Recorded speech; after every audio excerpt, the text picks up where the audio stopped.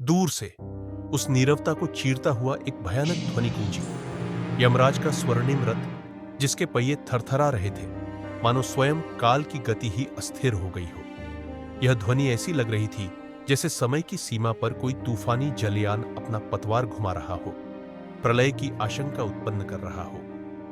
हर गुजरते पल के साथ रथ के घोड़ों के टापों की गूंज बढ़ती जा रही थी। प्रत्येक थाप ऐसी लग रही थी मानो मृत्यु स्वयं आकार ले रही हो और उस गुफा की ओर बढ़ रही हो। गुफा के मध्य में एक छोटा सा शिवलिंग स्थापित था और उसके समक्ष खड़े थे बालक मार्कंडेय, अपनी अल्प आयु के बावजूद अडिग और निडर। उनके चेहरे पर किसी भी प्रकार का भय या व्याकुलता का भाव नहीं था, केवल शिव के प्रति पूर्ण समर्पण और अटूट विश्वास की झलक थी। क्या यह छोटा सा भक्त मृत्यु की उस प्रचंड अग्नि से भी पार निकल पाएगा जो स्वयं यमराज के रूप में उनके सामने खड़ी थी?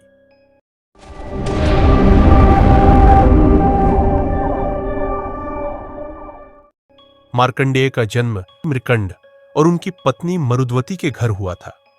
निसंतान दंपत्ति की घोर तपस्या के फलस्वरूप ब्रह्मा जी ने उन्हें यह वरदान दिया था कि उन्हें एक तेजस्वी पुत्र प्राप्त होगा, परंतु उसकी आयु केवल 16 वर्ष ही होगी।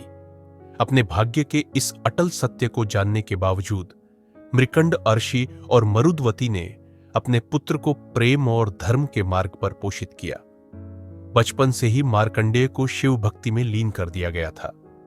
उन्होंने ओम नमः शिवाय के शक्तिशाली पंचाक्षर मंत्र का जाप करना आरंभ कर दिया था, जो उनकी हर सांस के साथ लयबद्ध हो गया था। दिन और रात उनकी गहन साधना उस शिवलिंग के समक्ष ही होती थी। वेदों के रुद्र सूक्त का पवित्र उच्चारण उनकी वाणी से गूंजता रहता था। वे भक्ति रूपी आहुतियों की माला अर्पित करते थे और शिवलिंग पर जलधारा निरंतर बहती रहती थी। शिव का नाम उनके मन मस्तिष्क में इस प्रकार समाहित हो गया था जैसे वह उनकी धड़कन का ही हिस्सा बन गया हो। जैसे जैसे मार्कंडेय का 16वां वर्ष निकट आता गया, पूरे नगर में एक उदासी और चिंता की लहर दौड़ गई। लोग जानते थे कि यमराज, मृत्यु के देवता, उनके प्राण लेने अवश्य आएंगे, परंतु मार्कंडेय ने अपने हृदय से भय के हर अंकुर को उखाड़ फेंका था और इसके विपरीत उन्होंने शिव के स्मरण को और भी अधिक तीव्र कर दिया था। गुफा की दीवारों पर धूप और सुगंधित द्रव्यों की खुशबू व्याप्त हो गई थी और मार्कंडेय ने अपने शरीर को पवित्र धूल और भस्म से रंग लिया था, जो त्याग और वैराग्य का प्रतीक था। ऐसा प्रतीत होता था मानो उस दीपक की लौ में उनका तन और मन दोनों ही जल रहे हों, परंतु उनकी श्रद्धा की ज्योति, शिव के प्रति उनका अटूट विश्वास कभी भी बुझने नहीं पा रहा था। एक दिन जब वे शिवलिंग के समक्ष ध्यानमग्न होकर नमः शिवाय का पवित्र उच्चारण कर रहे थे, तभी गुफा के बाहर एक भयानक गर्जना सुनाई दी। यमराज, मृत्यु के स्वामी, अपने स्वर्णिम रथ पर विराजमान होकर अपने भयानक यमदूतों के साथ उस शांत गुफा में प्रवेश कर गए। उनके हाथ में काल का प्रतीक यमदंड और प्राणियों को बांधने वाला भयानक फंदा था। उनकी उपस्थिति से ही गुफा में एक शीत लहर दौड़ गई। मृत्यु की अपरिहार्यता का आभास होने लगा। यमराज ने अपनी गंभीर और भयभीत करने वाली वाणी में घोषणा की, मार्कंडेय, तुम्हारी नियत आयु समाप्त हुई। अब तुम्हारे प्राणों को मेरे हवाले कर दो। मार्कंडेय ने अपनी आंखें बंद रखी। उनका ध्यान भंग नहीं हुआ। उन्होंने शांत और दृढ़ स्वर में उत्तर दिया, मेरी प्रत्येक सांस मेरे आराध्य शिव के चरणों में समर्पित है। मृत्यु कैसे मेरे हृदय तक पहुंच सकती है, जो उनके प्रेम से परिपूर्ण है। यमराज क्रोधित हुए और उन्होंने अपना अचूक फंदा घुमाकर बालक की ओर फेंका।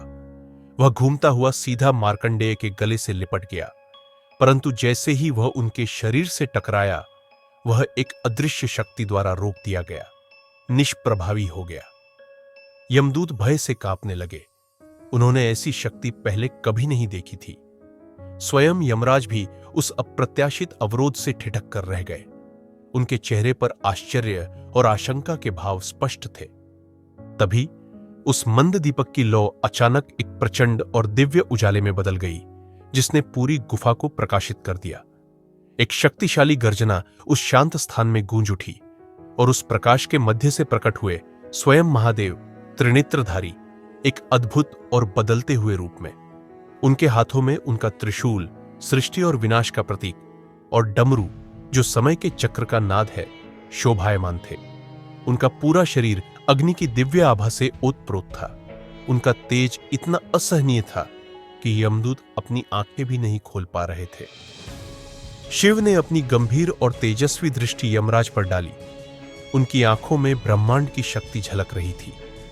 उन्होंने कठोर वाणी में कहा, यमराज, किस अधिकार से तुम मेरे भक्त की अटल भक्ति में बाधा डाल रहे हो? क्यों तुम उस बालक को कष्ट दे रहे हो जिसने अपना जीवन पूर्ण रूप से मुझे समर्पित कर दिया है? भगवान शिव के त्रिशूल की एकमात्र हलचल से यमराज का भयानक यमदंड और मृत्यु का फंदा चूर चूर होकर बिखर गए। यमराज, मृत्यु के स्वामी, उस दिव्य तेज के सामने असहाय होकर घुटनों पर गिर पड़े। उनके गर्व और अधिकार का भाव पूरी तरह से विलीन हो गया था। उन्होंने विनम्रतापूर्वक और भयभीत स्वर में कहा, हे महाकाल, मुझसे भूल हुई। मैंने आपके भक्त की महिमा को नहीं पहचाना। कृपया उनका जीवन मुझे लौटा दीजिए। भगवान शिव के चेहरे पर एक स्नेहिल मुस्कान आई, जो चंद्रमा की शीतलता और सूर्य के तेज का संगम थी। उन्होंने मार्कंडेय की ओर देखा और वरदान दिया, हे बालक, तुम्हारी अटूट भक्ति ने मृत्यु को भी पराजित कर दिया है। अब से तुम्हारी आयु अनंत होगी। तुम इस संसार में अमर कहलाओगे। उस दिन से बालक मार्कंडेय अमर मार्कंडेय के नाम से जाने गए। अपने इस अलौकिक अनुभव से प्रेरित होकर उन्होंने मार्कंडेय पुराण की रचना की।